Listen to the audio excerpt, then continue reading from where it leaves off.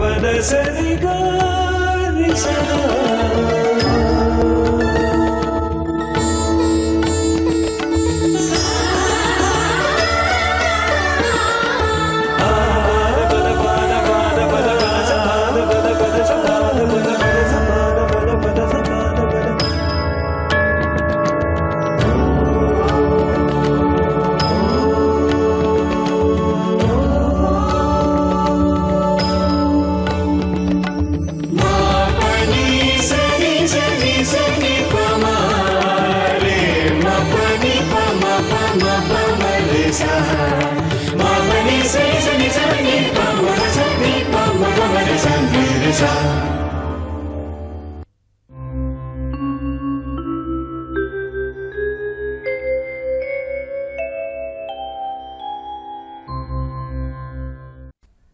ವಸುದೇವಸುತಂ ದೇವಂ ಕಂಸಚಾಣೂರಮರ್ದನಂ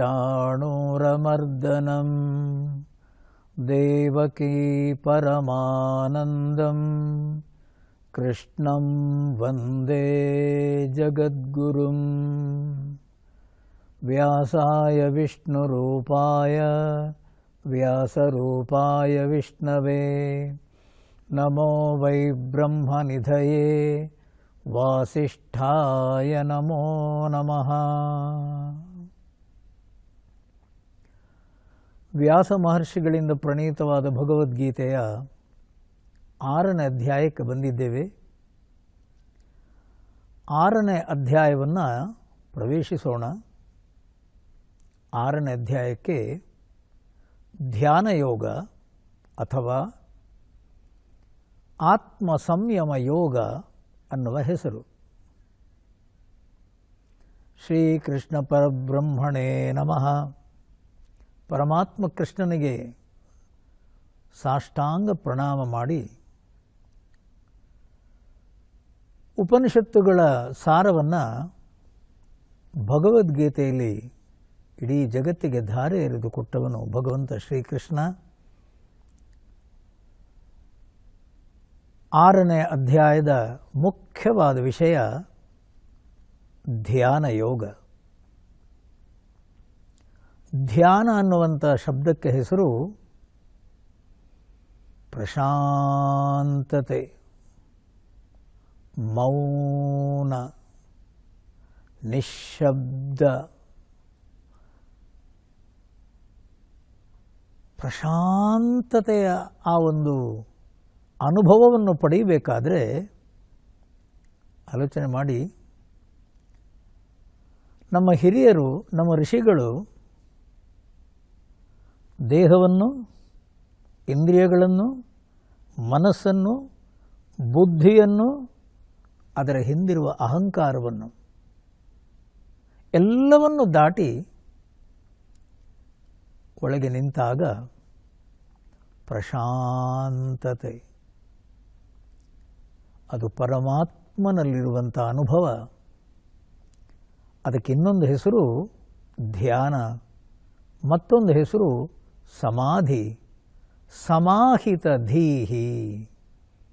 ಬುದ್ಧಿ ಅನ್ನುವಂಥದ್ದು ವಿಚಲಿತಗೊಳ್ಳದೆ, ವಿಕಾರಗೊಳ್ಳದೆ, ತಳಮಳಗೊಳ್ಳದೆ ಆ ಮನಸ್ಸು ಪ್ರಶಾಂತವಾಗಿ ನಿಲ್ಲುವ ಸ್ಥಿತಿಗೆ ಹೆಸರು ಧ್ಯಾನ.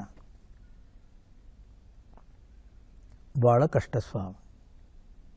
ಭಾಳ ಕಷ್ಟ ಅಂದ್ರೇನು? ಚಂಚಲಂ ಹಿ ಮನಃ ಕೃಷ್ಣ ಪ್ರಮಾಥಿ ಬಲವದೃಢಂ ತಸ್ಯಾಪಿ ನಿಗ್ರಹಂ ಮನ್ಯೇ ವಾಯೋರಿವ ಸುದುಷ್ಕರಂ. ಕೃಷ್ಣ ಅರ್ಜುನ ಹೇಳ್ತಾ ಇರುವ ರೀತಿ ನೋಡಿ. ಅರ್ಜುನ ಹೇಳ್ತಾ ಇರೋದೇನು? ನಿಮ್ಮ ಎಲ್ಲರ ಅನುಭವವನ್ನು. ಅರ್ಜುನ, ಮನಸ್ಸನ್ನು ಪ್ರಶಾಂತವಾಗಿಟ್ಕೋ, ಅದು ತಳಮಳಗೊಳ್ಳದ ಸ್ಥಿತಿಯಲ್ಲಿಟ್ಕೋ. ಸಮಾಹಿತ ಧೀಹಿ, ಸಮಾಧಿ ಅನ್ನುವಂಥ ರೀತಿಯಲ್ಲಿ ಸಮಾಧಾನವಾಗಿ ಚಿತ್ತವನ್ನಿಟ್ಕೋ. ಕೃಷ್ಣ, ಅಷ್ಟು ಸುಲಭವ? ನಮ್ಮ ಮನಸ್ಸಿನ ಕತೆ ನಿನಗೇನು ಗೊತ್ತು? ಪ್ರತಿಯೊಬ್ಬರ ಮನಸ್ಸು ಚಂಚಲಂ ಹಿ ಮನಃ ಕೃಷ್ಣ ಪ್ರಮಾತಿ ಬಲವದೃಢಂ. ಒಂದು ಕಡೆ ನಿಂತಲ್ಲಿ ನಿಲ್ಲುವುದಿಲ್ಲ, ಅದಕ್ಕನ್ನುವುದು ಮನಸ್ಸು. ಎಷ್ಟು ಚಂಚಲ ಅಂತಂದರೆ ಬೆಳಿಗ್ಗೆ ಏಳೋದೇ ಆ ಮನಸ್ಸಿನ ಸ್ಪಂದನದಿಂದ. ನಾವು ಮನಸ್ಸು ಕುಣಿಲಿಕ್ಕೆ ಶುರುವಾಯಿತು, ಎದ್ದೆವು. ಬೆಳಗ್ಗಿಂದ ರಾತ್ರಿಯ ತನಕ ವ್ಯವಹಾರ ಪ್ರಪಂಚದಲ್ಲಿ ನಮ್ಮ ವ್ಯವಹಾರ, ನಾವು ನೋಡೋದು, ನಾವು ಕೇಳೋದು, ನಾವು ಮಾತಾಡೋದು, ನಾವು ಊಟ ಮಾಡೋದು, ನಮ್ಮ ಎಲ್ಲ ವ್ಯವಹಾರಗಳು ಆ ಮನಸ್ಪಂದನದ ಮೂಲಕ. ಮನಸ್ಸು ಕುಣಿತಾನೇ ಇರೋದು. ಮನಸ್ಸು ಕುಣಿತಾ ಇರೋದಂದ್ರೇನು? ನಾವು ಎಚ್ಚರವಾಗಿದ್ದೇವೆ ಅಂತ ಅರ್ಥ. ಓಯ್, ಅದೇ ಮನಸ್ಸನ್ನುವಂಥದ್ದು ಒಂದು ವೇಳೆ ನಿದ್ದೆಗೆ ಹೋಯಿತು, ನಿದ್ದೆ, ಗಲಾಟೆ ಇಲ್ಲ. ಗಲಾಟೆ ಇಲ್ಲದ ಹಾಗೆ ಅದನ್ನು ಎಚ್ಚರದಲ್ಲಿಟ್ಟುಕೊಳ್ಬೇಕು ಅಂತಂದರೆ ಅಷ್ಟು ಸುಲಭವೇ ಸ್ವಾಮಿ, ಅಷ್ಟು ಸುಲಭವೇ. ಬಾಳ್ಕೆಯಲ್ಲಿ 108 ತೊಡಕು ತಿಣಕುಗಳುಂಟು, ಕೇಳಿಕೆ ಮಾಣಿಕೆಗಳಿಗವು ಜಗ್ಗ ಒಂದಿನಿಸುಂ. ಗೋಳ್ಕರದಲೇನು ಫಲ, ಗುದ್ದಾಡಲೇನು ಫಲ, ಪಲ್ಕಿರಿದು ತಾಳಿಕೊಳ್ಳೋ. ನಾವು ಹೇಳಿದ ಹಾಗೆ ಜಗತ್ತು ನಡೀತದ ಸ್ವಾಮಿ. ನಾವು ಬಯಸಿದಂತೆ ಜಗತ್ತಿರ್ತದ. ದಿನದಂತೆ ದಿನವಿಲ್ಲ, ಮನದಂತೆ ಮನವಿಲ್ಲ, ದಿನ ದಿನವು ಚಣ ಚಣವು ನವನವ್ಯ ಸೃಷ್ಟಿ. ಹೊರ ಜಗತ್ತನ್ನುವಂಥದ್ದು ಕೆಳಗೆ ಮೇಲೆ. ಸಮುದ್ರದ ಹತ್ತಿರ ಹೋದರೆ ಸಮುದ್ರ ಹೇಗೆ ಕೆಳಗೆ ಮೇಲೆ ಅಲೆಗಳಿಂದ ತುಂಬಿರ್ತದೋ, ಅಲೆಗಳೇ ಸಮುದ್ರ, ಅದೇ ರೀತಿ ಮನಸ್ಸಲ್ಲಿ ಅಲೆಗಳು ಸ್ವಾಮಿ, ವೃತ್ತಿಗಳು ತಳಮಳ ತಳಮಳ ಕುಣಿತಾನೇ ಇವೆ. ಇದು ನಮ್ಮ ಜೀವನ. ಅಂಥ ಮನಸ್ಸನ್ನು ನೀವು ಏನು ಹೇಳೋದು ಭಗವಂತ? ಏನು ಹೇಳೋದು ನೀನು? ಅನಾಶ್ರಿತ ಕರ್ಮಫಲಂ ಕಾರ್ಯಂ ಕರ್ಮ ಕರೋತಿ ಯಃ ಸ ಸನ್ಯಾಸಿ ಸ ಯೋಗಿ. ಓ, ಭಗವಂತ ಏನು ಹೇಳೋದು? ಮನಸ್ಸನ್ನು ತಳಮಳಗೊಳಿಸಿಕೊಳ್ಳದೆ, ಮನಸ್ಸನ್ನು ಯಾವ ರೀತಿಯಲ್ಲೂ ಕೆಳಗೆ ಮೇಲೆ ಕುಣಿಸಿಕೊಳ್ಳದೆ, ಮನಸ್ಸಿನ ಪ್ರಶಾಂತತೆಯನ್ನು ಕಾಪಾಡಿಕೊಂಡು ಬದುಕುವವನೇ ಯೋಗಿ. ಅವನಿಗೆ ಇನ್ನೊಂದು ಹೆಸರು ಸನ್ಯಾಸಿ. ಆಲೋಚನೆ ಮಾಡಿ. ಕರ್ಮಫಲಂ ಅನಾಶ್ರಿತ್ಯ. ಕರ್ಮಫಲ ಅಂದ್ರೇನು? ಮನಸ್ಸಿನ ತಳಮಳ. ಮನಸ್ಸಿನ ತಳಮಳ ಅಂತಂದರೆ ನಾನೊಂದು ಕೆಲಸ ಮಾಡಬೇಕಾದ್ರೆ ಇಂಥದ್ದೇ ಫಲ ಸಿಗಬೇಕು, ಇಂಥದ್ದೇ ಆಗಬೇಕು, ಸುಖವೇ ಸಿಗಬೇಕು, ಸಂತೋಷವೇ ಸಿಗಬೇಕು, ನಾನು ಹೇಳಿದ ಹಾಗೆ ನಡೀಬೇಕು, ನಾನು ಪಾಸ್ ಆಗಲೇಬೇಕು, ನನಗೆ ಹಣ ಬರಲೇಬೇಕು. ಅಲ್ವೇ ಸ್ವಾಮಿ ನಾವು ಮುಂದೆ ಹೋಗೋದು? ಏನು ಆಗೋದಿಲ್ಲ. ಆಗೋದಿಲ್ಲ ಅಂದ್ರೇನು? ಪೆಟ್ಟು ಬೀಳ್ತದೆ. ನಾನು ಬಯಸಿದ್ದೊಂದು ಆಗೋದಿನ್ನೊಂದು. ಆವಾಗ ಸ್ವಾಮಿ ಮನಸ್ಸು ಅಳೋದು. ಮನಸ್ಸಿನ ತಳಮಳಕ್ಕೆ ಹೆಸರು ಸ್ವಾಮಿ ಕರ್ಮಫಲ. ಕರ್ಮಫಲ ಅಂದ್ರೇನು? ಮಾಡಿದ ಕರ್ಮಕ್ಕೆ ಸರಿಯಾದ ರೀತಿಯ ಫಲ ಬರಲಿಲ್ಲ ಅಂತನ್ನುವಾಗ ಯಾಕೆ ಹೀಗಾಯಿತು, ದೇವರು ಯಾಕೆ ಹೀಗೆ ಮಾಡಿದ, ನಾನು ಬಯಸಿದ್ದೊಂದು ಆದದ್ದಿನ್ನೊಂದು, ಯಾಕೆ ಹೀಗೆ ಆಗ್ತಾ ಇದೆ? ಇದು ಮನಸ್ಸಿನ ಕರ್ಮಫಲ ಅನ್ನುವ ತಳಮಳ. ಅದನ್ನು ಮಾಡಿಕೊಳ್ಳದೆ ಯಾರು ಬದುಕ್ತಾನೋ? ಕೆಲಸವನ್ನು ಮಾಡಿದ್ದೇನೆ, ಇರುವ ಕೆಲಸವ ಮಾಡು ಕಿರಿದನದೆ ಮನಸ್ಸಿಟ್ಟು, ದೊರೆತುದ ಹಸಾದವೆಂದುಣ್ಣು ಗುಣಗಿಡದೆ. ಗುಣಗಿಡದೆ ಪ್ರಸಾದವೆಂದುಣ್ಣು.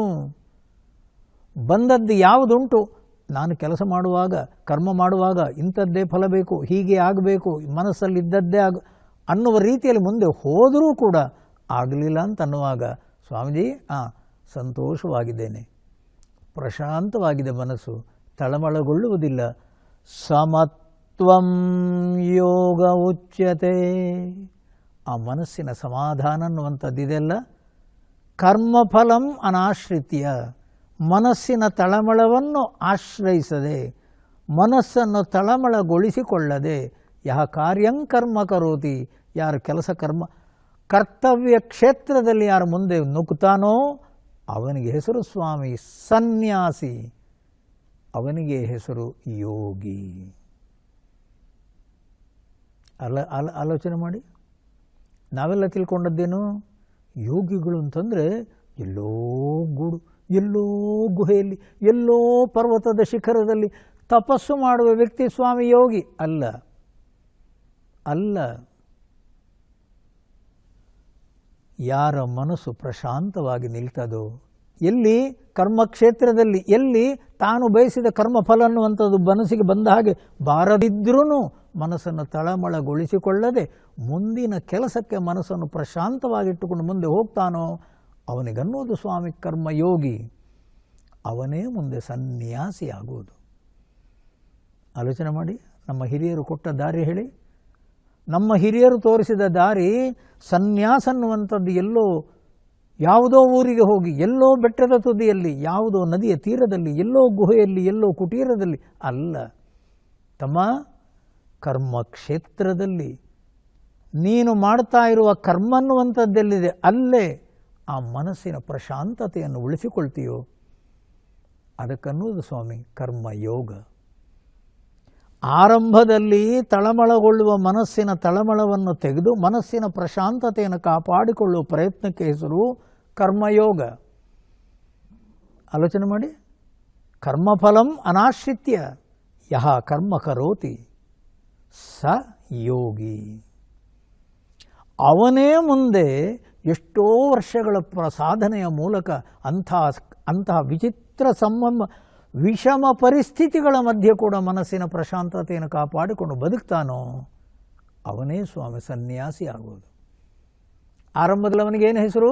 ಕರ್ಮಯೋಗಿ. ಈಗ ಅವನಿಗೇನು ಹೆಸರು? ಸನ್ಯಾಸಿ. ಸ್ವಾಮಿ ನೀವು ಆಲೋಚನೆ ಮಾಡಿ. ನಮ್ಮ ಮನಸ್ಸಿನ ಸಾಧನೆಯ ಪಥದಲ್ಲಿ ಎರಡು ಕ್ಷೇತ್ರಗಳು, ಎರಡು ಮೆಟ್ಟಲುಗಳು. ಆರಂಭದಲ್ಲಿ ನಾನು ಕರ್ಮಿ, ಕರ್ಮ ಫಲವನ್ನು ಆಶ್ರಯಿಸಿದವ, ಮನಸ್ಸಿನ ತಳಮಳವನ್ನು ಮಾಡಿಕೊಂಡವ.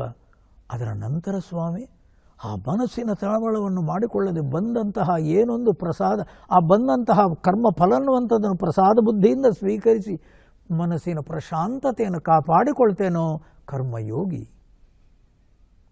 ಅದೇ ಅಭ್ಯಾಸ ಮಾಡ್ತಾ ಮಾಡ್ತಾ ಮಾಡ್ತಾ ಮುಂದೆ ಜೀವನದಲ್ಲಿ ಅವನೇ ಸ್ವಾಮಿ ಸನ್ಯಾಸಿ. ಇವಾಗ ಹೇಳಿ, ಸನ್ಯಾಸಿ ಅನ್ನುವಂಥವನೇ ಬೇರೆ, ಕರ್ಮಯೋಗಿ ಅನ್ನುವಂಥವನೇ ಬೇರೆ, ಕರ್ಮಫಲವನ್ನು ಅನುಭವಿಸುವ ಸಂಸಾರಿಯೇ ಬೇರೆ ಅಲ್ಲ ಸ್ವಾಮಿ. ಆರಂಭದಲ್ಲಿ ನಾವೆಲ್ಲರೂ ಸಂಸಾರಿಗಳೇ. ಸಂಸಾರದ ಕೆಸರಲ್ಲಿ ಬಿದ್ದು ಒದ್ದಾಡಿ ಸಾಕಾಗಿ ಅದರ ನಂತರ ಸ್ವಾಮಿ ಕರ್ಮಯೋಗಿಗಳಾಗುವುದು. ಆಮೇಲೆ ಸ್ವಾಮಿ ನಾನು ಸನ್ಯಾಸಿ ಆಗುವುದು. ಅದರ ನಂತರ ಆ ವ್ಯಕ್ತಿ ಎಲ್ಲೇ ಹೋಗಲಿ, ಯತ್ರ ಯತ್ರ ಮನೋ ಯಾತಿ ತತ್ರ ತತ್ರ ಸಮಾಧಯ. ಅಂತಹ ವ್ಯಕ್ತಿ ಎಲ್ಲಿ ಬೇಕಾದರೂ ಹೋಗಲಿ ಅವ ಮನಸ್ಸಿನ ತಳಮಳವನ್ನು ಮಾಡಿಕೊಳ್ಳುವುದಿಲ್ಲ, ಮನಸ್ಸಿನ ಗದ್ದಲಕ್ಕವನು ಒಳಗಾಗುವುದಿಲ್ಲ, ಮನಸ್ಸಿನ ಪ್ರಶಾಂತತೆಯಿಂದ ಬದುಕ್ತಾನೆ. ಇದು ಸ್ವಾಮಿ ನಮಗೆ ಹಿರಿಯರು ತೋರಿಸಿಕೊಟ್ಟಿರುವ ರೀತಿ. ನಮ್ಮ ಅಂತಃಕರಣ ಅನ್ನುವಂಥ ಮನಸ್ಸು ಬಯಸುವಂಥದ್ದೇನು ನೀವು ಹೇಳಿ? ನನಗೆ ಕಷ್ಟಗಳು ಬರಬಾರ್ದು, ನನಗೆ ಕಷ್ಟಗಳು ಪರಂಪರೆ ಅನ್ನುವಂಥದ್ದೇ ಸಿಗಬಾರ್ದು, ಏರು ತಗ್ಗುಗಳೇ ಬರಬಾರ್ದು, ವಿಷಮ ಪರಿಸ್ಥಿತಿಗಳ ಜೀವನದಲ್ಲಿ ಎದುರು ಬರಬಾರ್ದು. ಸ್ವಾಮೀಜಿ ಆಶೀರ್ವಾದ ಮಾಡಿ, ನನ್ನ ತಲೆ ಮೇಲೆ ಕೈ ಇಡಿ ಸ್ವಾಮಿ, ನಾನು ಏನು ಬಯಸ್ತೇನೋ ಅನ್ನುವಂಥದ್ದೆಲ್ಲ ಶಾಂತಿಯಿಂದ ನಡೆಯಬೇಕು, ಯಾವ ತೊಂದರೆಯೂ ನನಗಾಗಬಾರ್ದು. ಅದಾಗಲ್ಲ. ಹೊರ ಜಗತ್ತನ್ನುವಂಥದ್ದು ನನಗೆ ನಿನಗೆ ಮಾತ್ರ ಅಲ್ಲ ತಮ್ಮ, ಎಲ್ರಿಗೂ ಒಂದೇ ಜಗತ್ತು. ಆದ್ದರಿಂದ ತಾತ್ಕಾಲಿಕವಾಗಿ ನಿನ್ನ ಅಂತಃಕರಣದ ಪ್ರಶಾಂತತೆಯನ್ನು ಕಾಪಾಡಿಕೊಂಡು ಬದುಕ್ತೀಯೋ ಎಲ್ಲೇ ಹೋಗು, ಯಾರೇ ಆಗಲಿ, ನನ್ನ ಮನಸ್ಸಿನ ಪ್ರಶಾಂತತೆ ಅನ್ನುವಂಥದ್ದೇನುಂಟು ಗಾಡಿಸಲಿಕ್ಕೆ ಸಾಧ್ಯ ಇಲ್ಲ ಯಾರಿಗೂ, ನನ್ನ ಮನಸ್ಸು ಸಮಾಧಾನವಾಗಿ ಇದ್ದರೆ.